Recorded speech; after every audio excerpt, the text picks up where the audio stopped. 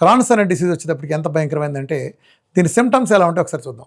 Crohn's వచ్చేటప్పటికి ఇది ఒక గట్టు లోపల లైనప్ డైజెస్టివ్ సిస్టమ్ ట్రాక్ట్ అదే కాకుండా శరీరంలో ఉండే అన్ని ఆర్గాన్ల మీద ఇది తీవ్ర ప్రభావం చూపిస్తుంది. ముఖ్యంగా చూడండి, కంటికి సంబంధించి ఇన్ఫర్మేషన్ వస్తుంది ఇది ఉన్న వాళ్ళకి.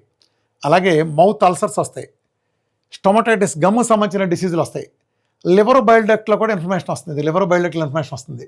అలాగే స్కిన్ సంబంధించి వస్తుంది, స్టమక్లో vomitings, fever, weight loss, joint pains, swelling. చూడండి ఇక్కడ కూడా joint pains, swelling, rectal bleeding, ulcers in digestive tract, abdominal pain, crampings, diarrhoea. ఒక రకంగా చెప్పాలంటే మీరు మన యానల్ ఫిస్టులాలు అంటారు కదా, ఫిస్టులాస్, ఈ ఫిస్టులాస్ కూడా క్రాన్స్ ఉండే డిసీజు చాలా డీప్ లేయర్కి వెళ్ళడం చేత వీళ్ళకి 10-15 ఏళ్ళు దాటిన తర్వాత అది డైరెక్ట్ యానల్ ఫిషస్గా బయటకు వస్తుంది.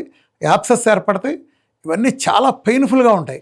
యాప్సెస్ని తీసేయాలంటే చాలా పెద్ద ప్రాసెస్, అది సింపుల్గా అవ్వదు, చాలా పెద్ద ప్రాసెస్లో ఉంటుంది. ఇది ఒకసారి వచ్చిందంటే నరకమే.